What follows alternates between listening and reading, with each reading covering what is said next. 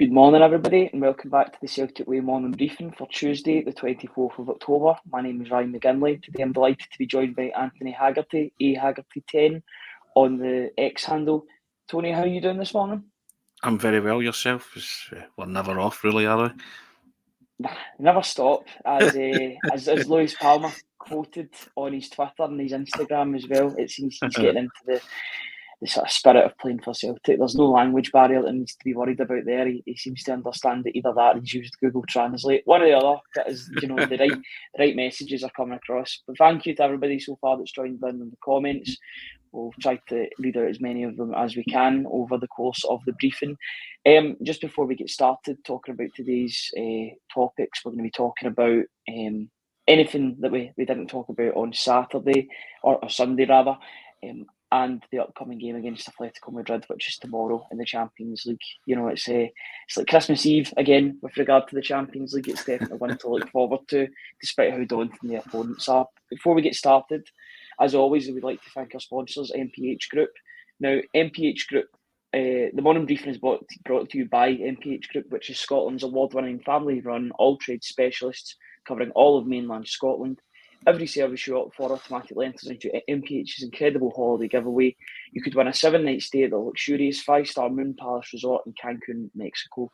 So all the links are in the description, such as their Facebook, their Instagram, their Twitter, their website and their contact number. So if you're looking for plumbing, heating, kitchens or bathrooms, these are the specialists that you should go for.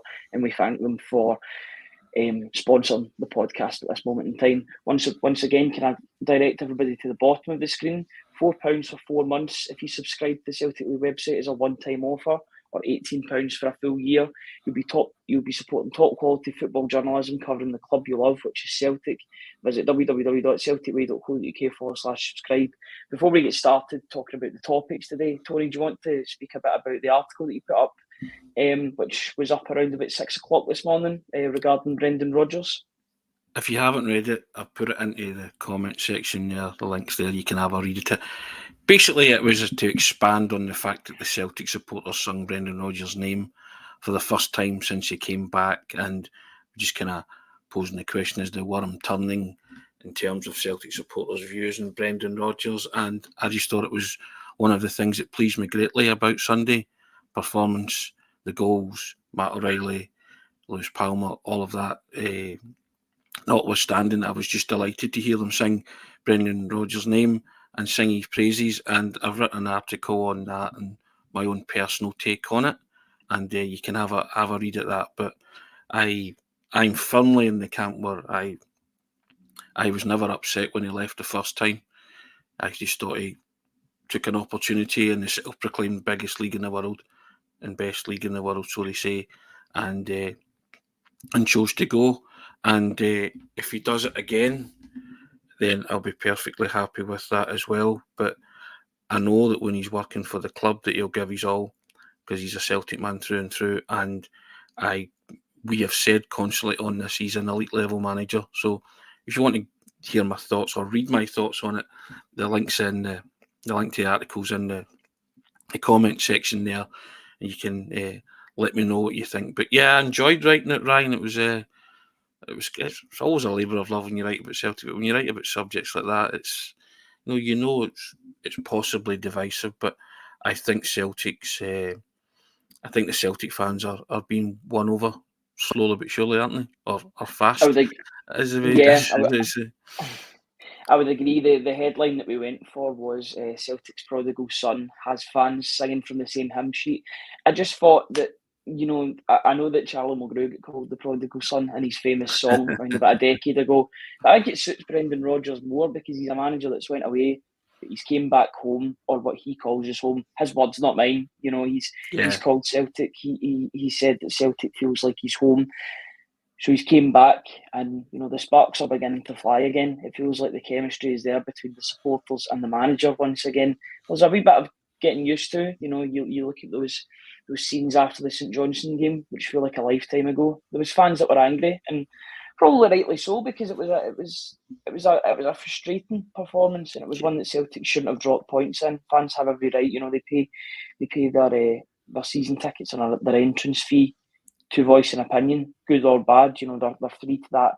they're free to that right. And it was a really, really frustrating day at the office. That it was frustrating to be at as well, because you knew Celtic were playing okay. They were passing the ball about fine. It's just they couldn't get the ball in the back of the net thanks to resolute defence and poor finishing by Celtic standards. So since then, Celtic have been on an unbeaten, basically an invincible run in the league. They've won every single game since. They've only dropped points in one game, which was that St Johnstone game.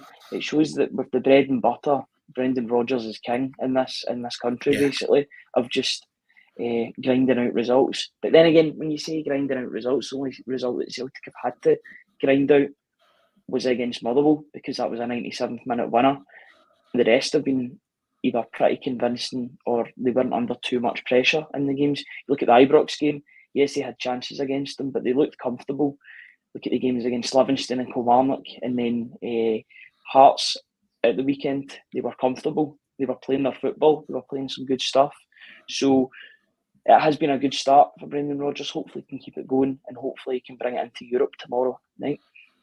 Yeah, I mean, I think there's just that groundswell, isn't there? Well, as I said, and you put it in the headline, that everybody's sort of singing from the same hymn sheet now, and it's quite a powerful it's a powerful organisation when everybody's on the same page, isn't it? The manager, the players, the fans, and hopefully the board as well. So, yeah, it's, you see Celtic moving in the right direction.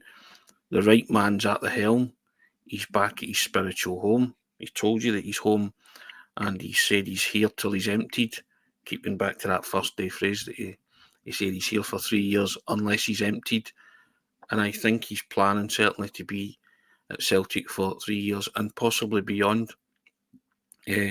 Because if he keeps up this success rate of winning football matches, certainly domestically, then I don't think people will want him emptied, will they? Come the end of the 3 years. And it is in Europe where you want to make a better mark. And the two performances so far have merited some plaudits. We'll keep going back to it. It's points, not plaudits, that Celtic supporters crave desperately, isn't it? And yep, tomorrow night, Atletico Madrid. What a massive and gargantuan task that is. But Ryan, we get back to it. Celtic Park on a European night. It's there's few better places to be in European football. And Celtic's record in the past, in the recent past, isn't great. We get all that. We know the stats involved and all that. Don't want to repeat them, but it has to go at some point, doesn't it? It has to go. These kind of records, they have to be shattered and broken. And as they they say in boxing, that always got to go. One way or the other. When two undefeated. I'm not saying that Celtic are an undefeated boxer, because they've suffered plenty of blows and punches in the Champions League over the years. But that the O in terms of points, it's got to go at some point. Yeah. Celtic have, I don't want Celtic to be making up the numbers, and it's quickly transpiring into that maybe being the case in this group. But Celtic can stop that. They're not at the halfway point of the group yet. They've still got this chance against Atletico Madrid. Yes, it's a daunting chance. But Celtic have beaten better teams at home with probably worse teams in terms of individuals. I would say this team is just as strong as the team that beat Barcelona in 2012. These results can happen. In terms of individuals, I would say that this team's better. Maybe as a sort of team under Neil Lennon, they were a bit better at that point. But Barcelona under Tito Villanova at that point, they took a records points haul. I remember at the end of the season, they were statistically Barcelona's greatest ever team, even better than Pep Guardiola's. He improved upon the things that Pep Guardiola did when he took that sabbatical to New York. Simeone, one of the best managers in the world. I'm surprised that he's still at Atletico Madrid, to be honest, but he must be getting paid a lot of money to remain at the club. He must have a bit of a connection with the team as well. The fact that he's been there, 10, 11 years now, it's been quite an incredible management run. You don't really see that nowadays in football. It's very much a thing in the past, apart from Diego Simeone. Managers usually only last for about 3-4 years now, if not lower in the Premier League. I think your shelf life's about a year in the Premier League now. But with Simeone, he's been there 10, 11 years. He's did a great job in winning the league twice for Atletico Madrid in terms of splitting up Real Madrid and Barcelona, because they usually are the favourites, and they are the favourites every season to win the league. It would be one or the other. So the fact that he's won 2 of them in the 10, 11 years he's been at the club is a testament to his work and his organisation. But they're a team that Celtic could beat on the day. I don't think there's any doubt about that. There just needs to be a lot going for Celtic and a couple of things going for wrong for Atletico Madrid for that to transpire. Would you agree? Yeah, I mean, they love Diego Simeone there, don't they? I mean, he's found an affinity with that club. You know, they've won the La Liga twice. I think they've appeared in 2 Champions League finals as well, haven't they? During his time, we're unlucky not to win one of them. I think Sergio Ramos scored in the last minute, didn't he? And then I think Real Madrid pulverised them in extra time. But yeah, and I see they're up to their old tricks again because they're going to play with a kit that's commemorative kit from the 1974 game. So they're going to try their all that gamesmanship from the off, which you probably would expect. That's fine.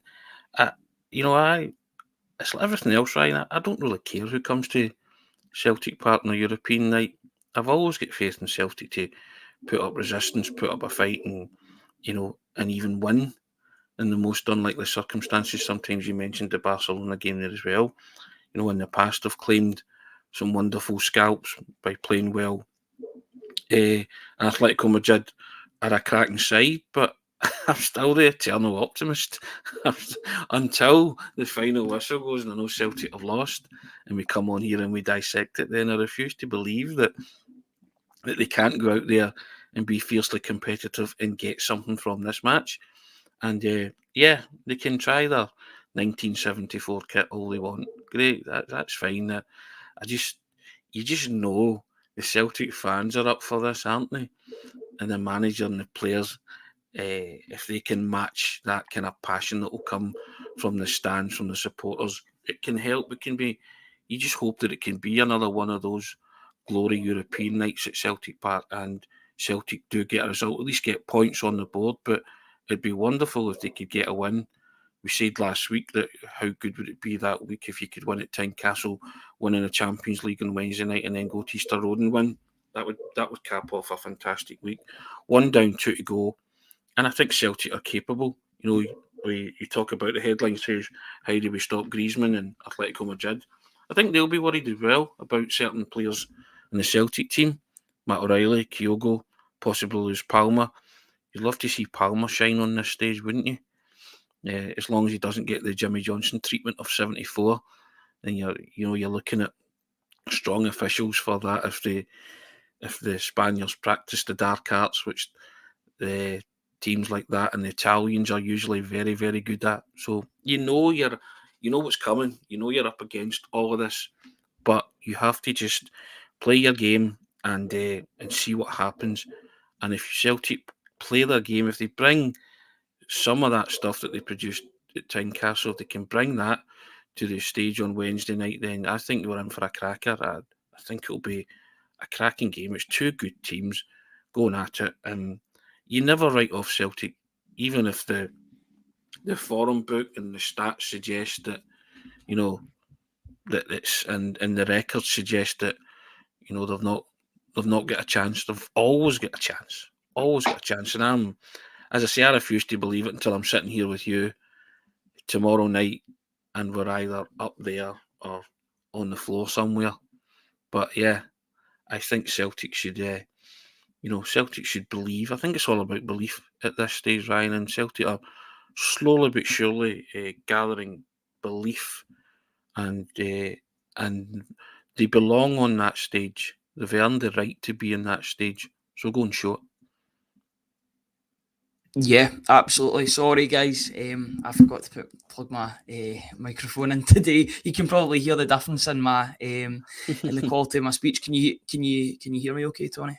Yeah, I can hear you fine. Yeah, perfect, ideal. I was probably just speaking from my AirPods, so apologies for any lack of maybe audio quality issues. But I was just having, while you're speaking there, Tony, I was just having a wee look at Atletico Madrid's squad. I know they've played 9 games and they're 3 points off the top, but they've got a game in hand. If they win that game, then they'll go joint top with, I believe it is Barcelona. I may be wrong, but I know Girona are up there as well. Yep. Barcelona, they're definitely one of the informed sides. They've won 7 games, drawn 1 and lost just the 1 as well. So they're a team that knows how to win games, that's for sure. They're in the Champions League as well, so that pretty much tells you that they're a good team and a team to be reckoned with. Just having a wee look at their team, they've got a lot of familiar names, especially if you watch the Premier League. I mean, obviously everybody knows about Antoine Griezmann, who's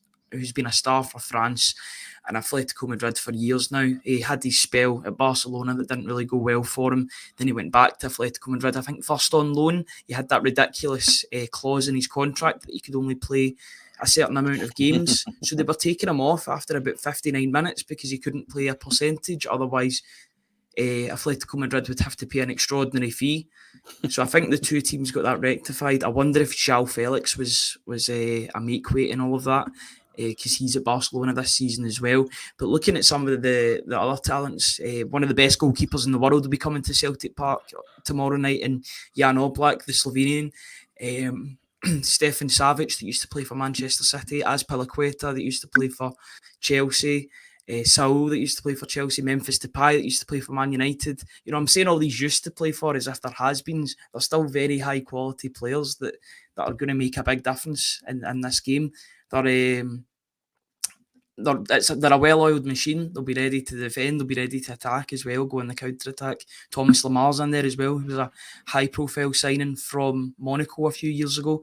So, yeah, they've not been afraid to spend their money within their means. They maybe don't spend as much money. They spend probably more money on the manager than they do on players. But, I think they're trying to play within their means. They won't have as much money as Real Madrid, but they can certainly spend a couple of euros here and there. What do you think about hearing that team? Who are the danger men out with Griezmann? Would you say it's Depay, Morata, or some of those defensive options, or Thomas Lemar? Koke as well, plays for Spain. They're a quality side. There's no getting away from that. But when you qualify for the Champions League group stages, there's no easy games. There's bottom line, you're going to play quality. If you're a pot 4 team, you're playing 3 quality teams, aren't you? So you've said before, Atletico Madrid are arguably a pot 1 team. Should probably be a pot 1 team. That list of names that you've rhymed off there, on paper you look at it and you think, wow, they're still cracking players, and they are, and they're a wonderful team, but you can't avoid them. You have to play these teams, and the only way you're going to get better and get results on this stage is by putting your wits against this calibre of opposition. I have no fear. I know those names maybe strike fear into some people. Don't strike fear into me. That I think Celtic just have to concentrate on what they can do the stuff that they can do better, and eradicate kind of mistakes and giving up cheap possession, because fine well if they do that, you'll get ruthlessly punished at this level. Your deficiencies will be clinically exposed. But by the same token, I think every Champions League game that Celtic have played in the past couple of years, they've had moments, haven't they? They've had periods and spells of intense pressure. Well, they've had chances, they've maybe not taken them, and then they've gifted goals, or a mistakes led to the concession of goals. You need to tighten all of that up, and then take your opportunities when they come. They created one great chance against Lazio, and they took it, didn't they? Gave themselves something to hold on to, and in the end get sucker punched. So if you can eradicate all this stuff, and it seems like basic stuff, but it's something we've talking about year in, year out, isn't it? With Celtic, I think we did the briefing after it, and it was, why do they keep making the same mistakes type thing? So you've got to show that you've learned on this stage. And as you said earlier, the O has to go at some point. That 10-year wait for a Champions League group stage home win has to go. Why not tomorrow? You've got to control the controllables, as we always talk about, on your side. You know, you're up against a quality side. You can't legislate for what their players are going to do. You know, the likes of Griezmann, the likes of Morata, the likes of Depay. They've got quality stamped all over it. Even Koke, who might be getting on, but he's a wonderful footballer. You know, but yeah, he definitely is. I get the fact that they've got wonderful footballers, but I think Celtic have got some wonderful footballers as well. So we have to use our weapons in our arsenal and try and hurt Atletico. And you know, I know things like football kits and all that don't make any difference. You know, it's who's playing in the jersey. So yeah, go out there and match them. Just match everything that they do, and you know, show your quality as well. I think Celtic get underestimated at this level. They've got some real quality, but you know, you have to punch well above your weight to get any kind of result at this level. And Celtic in the recent past haven't done that, but they're starting to show more and more increased signs that they can do it, Ryan. And I want to see that tomorrow. I just want to get their first points on the board, whether it be a draw, but I want to win. I'm always playing to win. And I think Celtic will, you know, Brendan Rodgers will send his team out to win. So let's see if we can win against a really good side and continue that feel-good factor that's kind of coursing through the team and the management and the fans, certainly domestically. We just want that to translate into a performance on the European stage, don't we? Yeah, I think one of the things that Celtic cannot allow Atletico Madrid to do is run over the top of them. Now you're just looking at the results that Celtic have had recently. They have, you know, they have been winning games. They've been winning games in the Scottish Premiership, but they have been conceding a few goals here and there. You know, your odd one or two. They conceded one against Hearts through Shankland. They conceded another against Kilmarnock. They've got to tighten it up, haven't they? Because, you know, what would equate to one against a Kilmarnock or a Hearts could be 2 or 3 against Atletico Madrid. These teams punish you for any mistake. You know, that Maeda plays a loose pass. I watched the pass again from Maeda. We were talking about it yesterday and the day before. Maeda plays a really sort of blind pass into the middle of the box. It's really it's one of the only mistakes he makes in the game, or one of the only costly mistakes he makes. But he plays it right into an area where Shankland can just run onto it and curl it into the back of the net. I thought it was a big touch originally. Watching it again, he takes a big touch and then he passes. So it's like he does the good thing. He makes space for himself, and then he passes it into absolutely no man's land, or it was Shankland's land, to be honest, because he was there and he was ready to pounce on that. It's these mistakes that, you know, even teams like Hearts will punish you, but Atletico Madrid, they'll be waiting for those mistakes. You don't want to give these players opportunities because they'll be making opportunities anyway with the quality of their play. You can't give them gifts as well at Celtics at the Champions League level. Celtic's Achilles heel in the Champions League, Ryan, has been the concession of goals. Lots of them poor goals, bread and butter goals, you know, from corners and stuff like that. And, you know, the goal against Lazio was just a corner, hopeful corner into the box, and then 2 headers were missed, weren't they? You know, reacted to the second ball, and then the second header that's gone in. You know, these teams seem to score those goals against Celtic. It's never the other way about. And that's what frustrates the life out of you. And you know, if Celtic are as slack as Maeda was on Sunday, yep, you get what's coming to you. So those things have to be tightened up. I'm sure the manager has been drilling them on that since Sunday about aspects that can be better. I mean, they played Shakhtar last year, and, you know, you knew about Mudryk, didn't you? You knew all about him. And twice he had the freedom of Warsaw and the freedom of Parkhead. And my goodness, he clinically exposed your defence, didn't he? You knew fine well about the ball inside, he was running onto it. You knew fine well where it was going. The minute he picked it up, you know, it seemed to happen in slow motion, didn't it? He was banging it in the back of the net, because that's what quality does to you. And then at Celtic Park as well, he cut inside and unleashed a cracker from 20-odd yards. And, you know, those points cost Celtic in the end, because they kind of dominated in Warsaw and they created a lot of chances. Were slightly the better team at Celtic Park, created the better chances.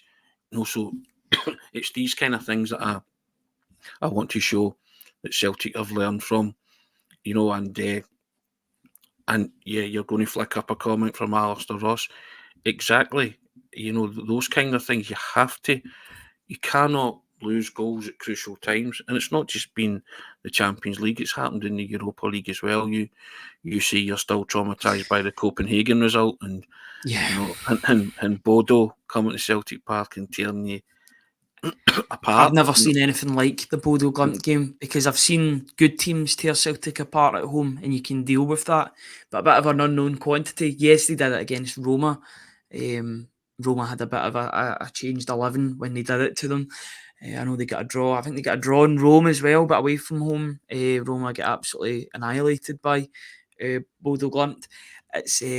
It was a very, very big surprise when basically Ange Ball got Ange Balled on that night. That seemed to be Ange Postecoglou's kryptonite. I'm not going to slate Ange Postecoglou too much, because he's currently the top manager in the Premier League. He's on top of the league for Spurs, so he's doing a good job, job for them, and all the best to him. But that was a real eye opener that night.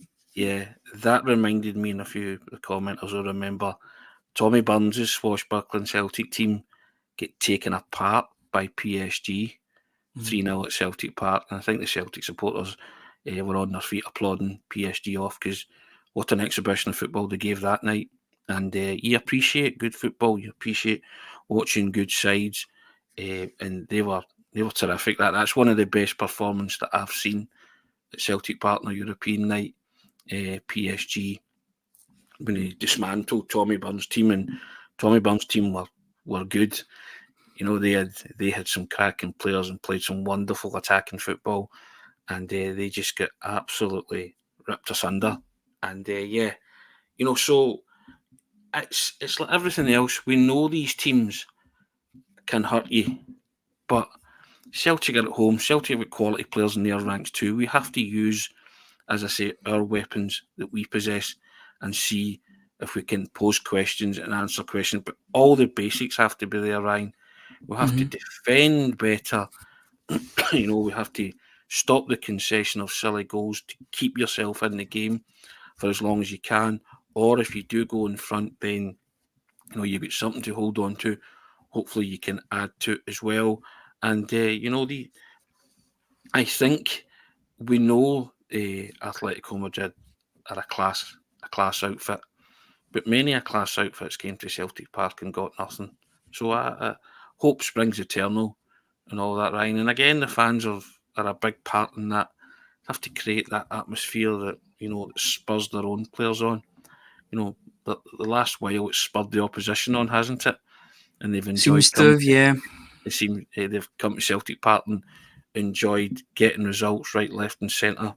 But it's not always been like that. But in the recent past, it's not something to write home about, Celtic's results in Europe. But it has to change at some point. And I think this manager and group of players are determined to change that. Might not happen this season. It might be next season. If Celtic can win the league and get back in, will you see the real fruits of that labour, coming to the fore? But got to start somewhere, Ryan, at some point, and make the worm turn in Europe. What better place to start against Atletico Madrid? Correct. And as I say, I don't fear them, Ryan. I don't fear anybody coming to Celtic Park. As I say, I might, at the end of the game, say, wow. But you've got to go in and give as good as you get. If Celtic turn up, Atletico Madrid are in a game. Celtic have to bring their A game tomorrow night. Nothing less than their A game will suffice, because you've rounded off the quality players there, and they play in a decent standard league against quality opposition. So, yep, you know what you're up against, but it's certainly not to be feared. These are the games where you embrace the challenge, you relish that challenge. I've said before, you puff your chest out and you say, let's have it. Let's have a bit of this, and Lewis Palmer, yep, we never stop. Yep, well, prove it tomorrow night. Go out there and, what a stage you've got, Lewis, to produce. What a stage you've got, Matt O'Reilly, to produce. What a stage, Kyogo, Hitati, these guys, go and produce, and, give the Celtic supporters one of those glory nights again, because there's nothing better than winning in the Champions League on a night at Celtic Park. It's full time. Is that full time feeling when you achieve a scalp in the Champions League? There just seems to be like a euphoria that goes about the place for a good 5 minutes. Nobody leaves the ground. Everybody wants to clap the players off the pitch. It's the best feeling in the world, isn't it? It's the best football feeling in the world, where you've pitted your wits against a European A-lister, a heavyweight, and you've won. It's Celtic's history is littered with these kind of performances, and they always seem to come out the blue, don't they, when people least expect it. But the Champions League, and I'll say it before and I'll say it again, this competition does strange things to Celtic players at certain times on certain nights. Go and make tomorrow night one of those nights. Go and make it a Barcelona night. You might not dominate the ball or dominate possession, but go and win the football match. Do it for yourself. Do it for them out there. Tommy Burns always banged on about it, didn't he? When you pull on that Celtic jersey, you're playing for a community and a cause. Go out there and play for that community and the cause, because the one constant in all of it is the community and the cause. The fans are always there creating that atmosphere. And I think there was a banner once, we're doing our bit here, you do our bit on the pitch. So it's one of those. It's just right for something to happen. And Celtic have had, they've had their fill of hard luck stories.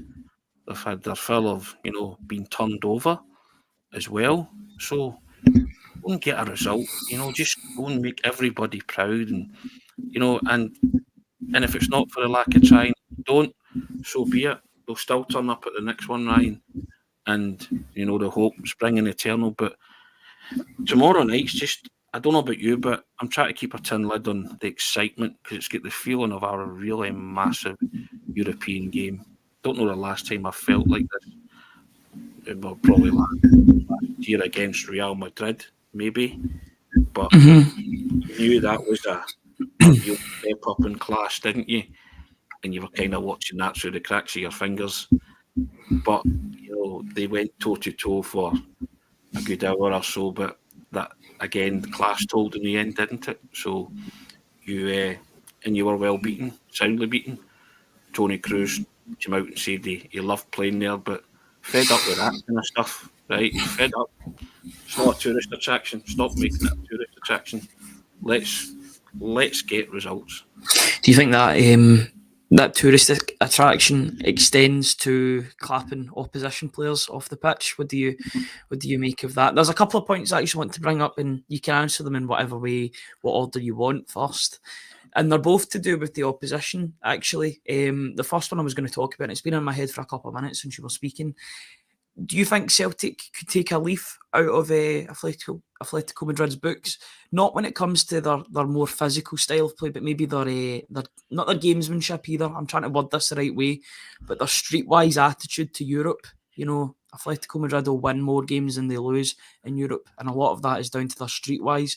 People can talk about it being anti-football, but the churn, it works for Atletico Madrid. Maybe some of the things that they do, some of the things that they do in game.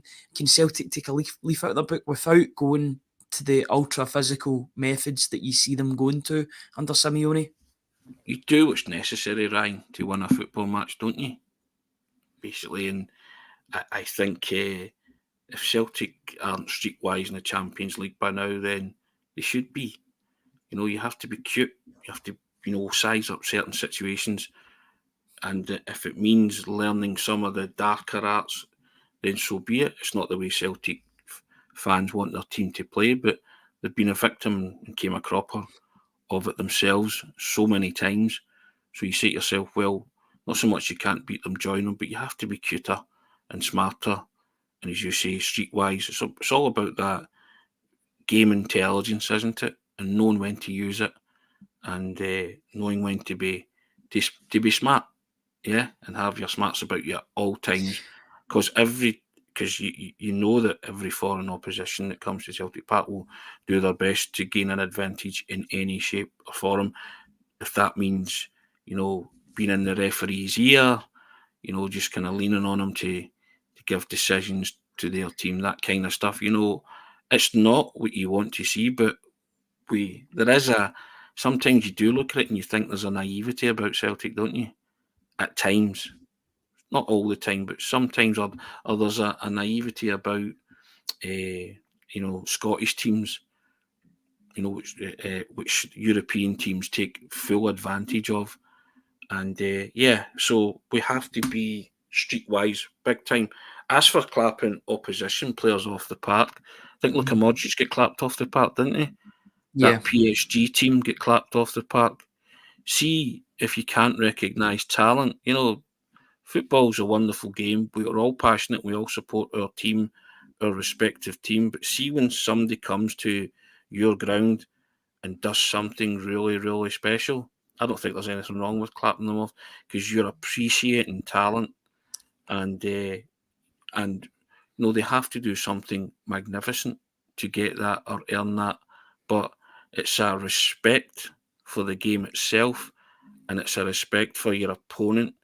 And I think all the great managers and players in Celtic's history have had that respect for their opponents and respect for truly great individuals. As I say, Luka Modric was the last one I think that got clapped off, wasn't he? I remember writing an article on the I seem to remember Kaka getting it as well. Kaka got Messi, it too. I don't know why you subbing Messi for a start, to be honest. You keep him on for the 90 minutes, but I seem to remember, and I remember this because I probably did it when I was younger, because Kaka was my first favourite football player, playing FIFA growing up. He was a poster boy for Brazil at that point, and he came back I think he was on loan from Real Madrid. He had a really injury hit Real Madrid career when they expected so much more of him. He went back to AC Milan for a season. I think this was in 2012, 2013. This was when I think even Balotelli was playing for them at that point. Balotelli and El Shaarawy.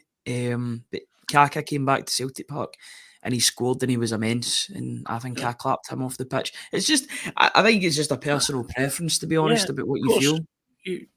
You speak for yourself, or you do it for yourself on these kind of occasions. I mean, I remember growing up, 82. I mean, Celtic played Real Madrid in 1980, Juventus 1981, then 82 Ajax came, and Johan Cruyff was just it's just Johan Cruyff. I mean, I knew all about Johan Cruyff. I might only be 9 or 10 years of age, and I watched him. And if you've ever seen the footage of that game, Celtic get battered 2 each, and incredibly won the return in 2-1 in Holland. Charlie Nicholas scored a brilliant goal, one of the best European goals ever for Celtic, and George McCluskey scored in the last minute. But in the home game, Jesper Olsen, Søren Lerby, Johan Cruyff were playing.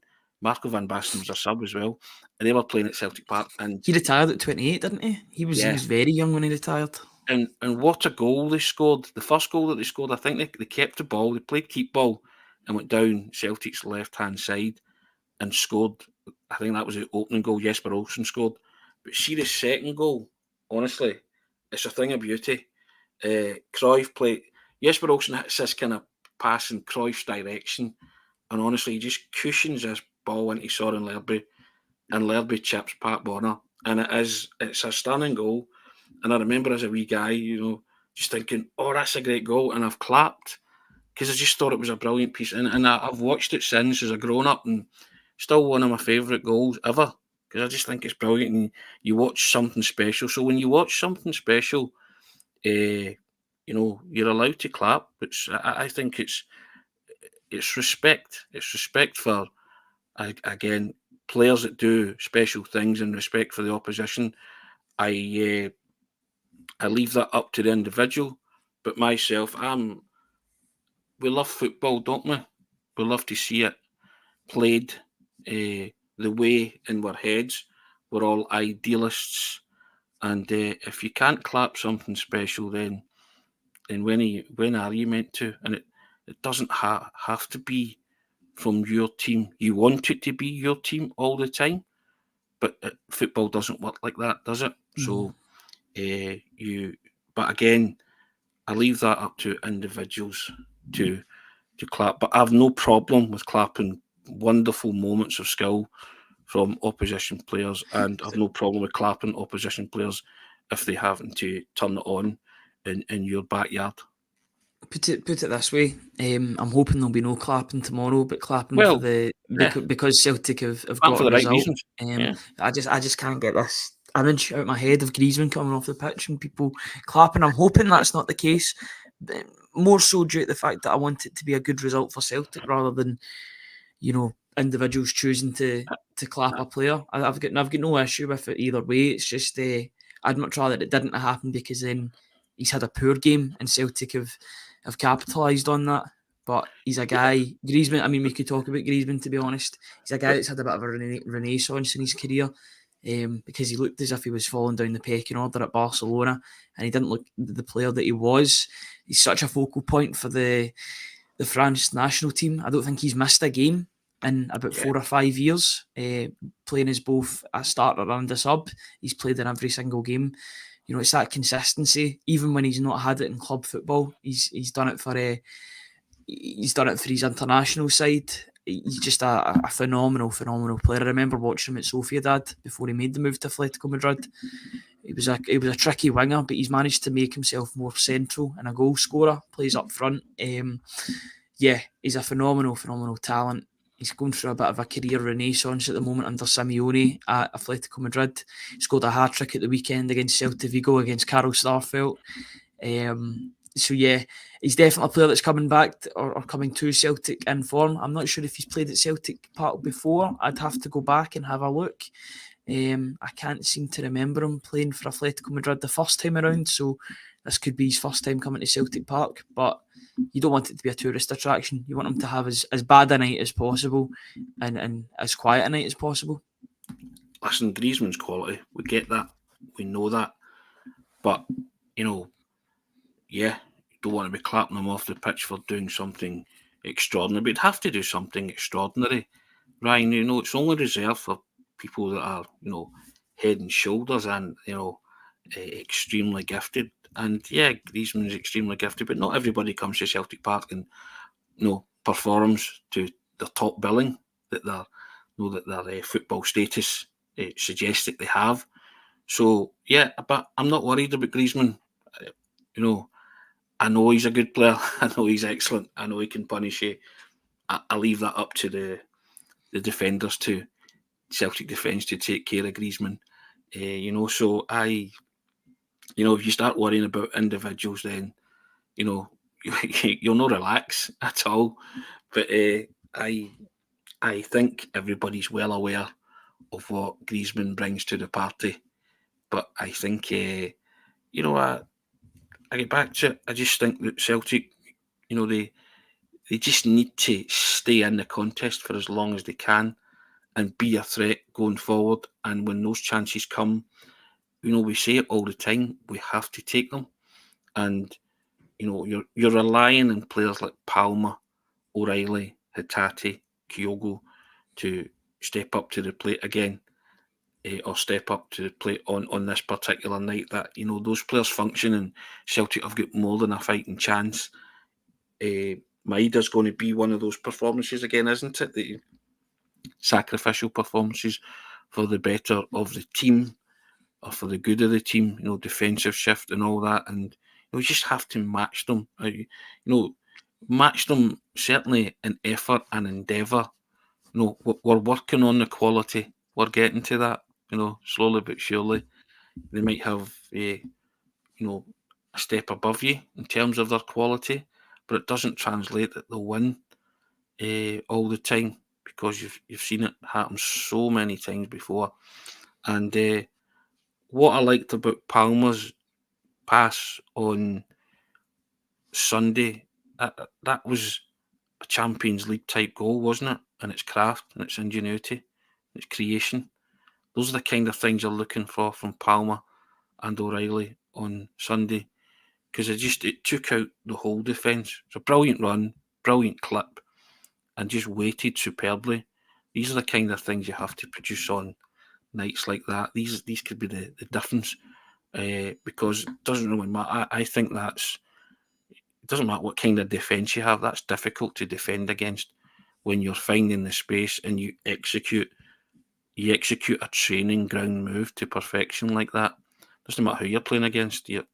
That's That's clinical, and I think that's something Celtic will have to be on Wednesday night. And given those opportunities, they can fashion those opportunities, they're going to have to go.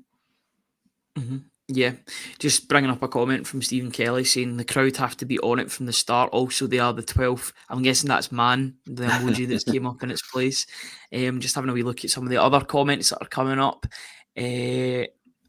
Palma is a crafty schemer. He has a sand wedge of a right foot. Brendan Rodgers is actually talking about his passing. He says he's got the passing abilities of a midfielder. That pass that he played to O'Reilly against Hearts was absolutely brilliant. It seems as if his numbers are continuing to rise in goal involvements. He's involved in everything good about Celtic at the moment. I think he was unlucky not to get an assist. I don't actually know who that's been credited to, because I've looked in a number of places. I don't know if it might be O'Reilly with the slight touch to Kyogo for the third goal at Tynecastle, or it's going to Palma just due to the way it was going to Kyogo from his pass. I don't know. I don't know what comes into it, but there was a couple of places that said there was no assist just due to the ricochet of the ball out to Kyogo. But he was definitely involved. You know, that's something that will be remembered in the formation of that goal. That Palma was there to make the run, and then the confidence of the outside of the foot. He is going to be important tomorrow night. I don't think there's any doubt that he'll be starting tomorrow night. He's starting games now in the league. You would think that'd be the same. I don't see Yang getting thrown in there. He seems quite far away from it at the moment. You know, he's definitely an option to come off the bench, but definitely a development player more than a first teamer at the moment, I would say. But Palma, he's going to be the outball, isn't he? I mean, Maeda is the defensive winger, but he can be an outball as well. But the main outball for Celtic will be Lewis Palma, and they'll try and get it to him at every opportunity, won't they? He's also big. He's got a physical presence as well. No, I think it's the one kind of criticism, but one noticeable observation, isn't it? That part of the Celtic team lacks a bit of physicality. And he's a big guy, so he can put himself about a bit. I like a tall winger. Aye, I hope he does that tomorrow night. You know, I hope he, as much as I want him to skin his man and produce goals, just want him to get in about it, because you know that players feed off that, and if he gets some joy, you know, being physical as well. Again, you're talking about being streetwise. Be streetwise, Palmer. Use that physicality you've got. You know, Matt O'Reilly's a big guy. I'm not saying he's physical, but he can rob people and dispossess them. So use those big long legs to do that.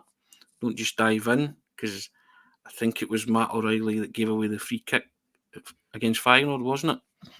You know, again, by not being very clever, just go to ground and, you know, committing a foul right before half time. So stuff like that, eradicate all this kind of stuff, but, you know, use the attributes that you have. And I think they could do okay. They could get some joy, but Palmer's one that interests me.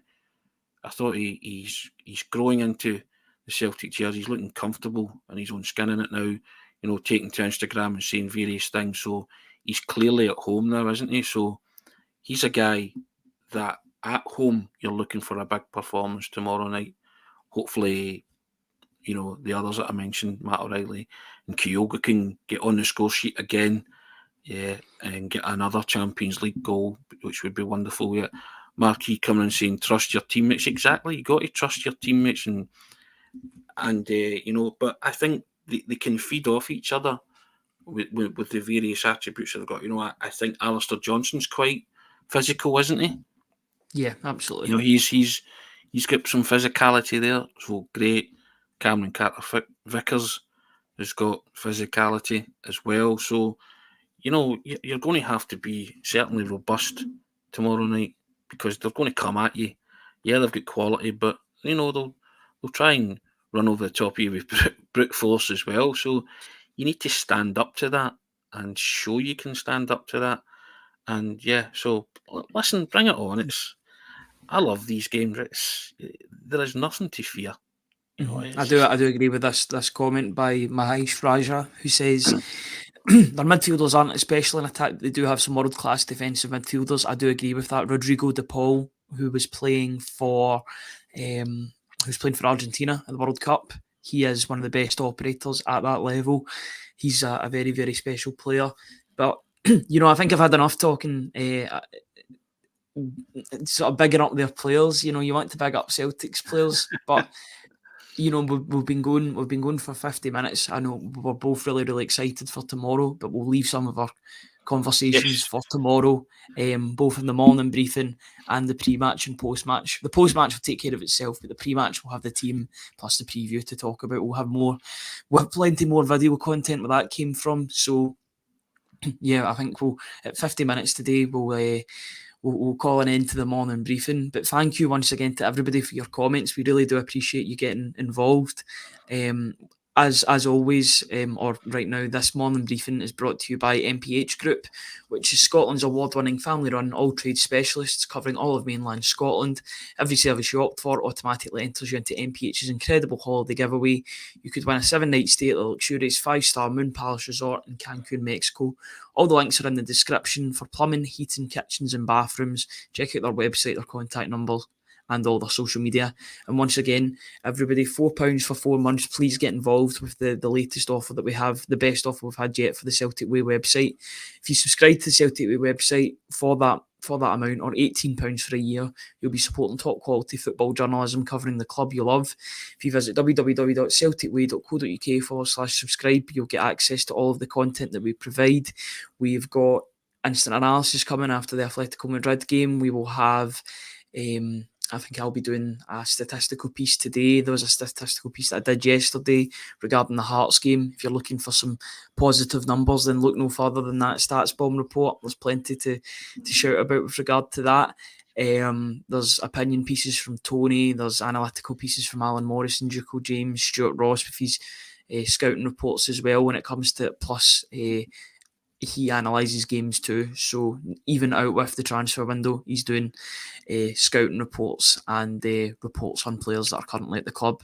So if you are interested, please visit www.celticway.co.uk/subscribe. Thank you to our sponsors at MPH Group, and please press that subscribe button on the YouTube channel.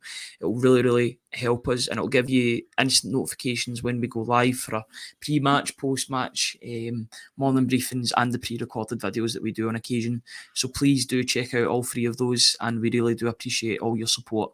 Tony, thank you very much for joining me today. It's been a pleasure talking about how good Atletico Madrid are, to be honest. But you've got to respect the opponent, and you've got to understand that Celtic are coming up against a really good side. But Celtic have got weapons in their team as well that can hurt Diego Simeone's side. So I'm sure they'll definitely give it their best tomorrow, and we'll see what happens. But thank you very much for joining me today. Appreciate it. Bring it on, Ryan. That's what I say. Bring it on. Absolutely. And we'll be back at the same time tomorrow to discuss the game that will be happening later on that night. We'll do a team reaction and match preview on the channel, and then a post-match as well after the game, maybe outside Celtic Park, in and around, depending on the lighting situation. I should be able to do it outside Celtic Park like I did against Lazio.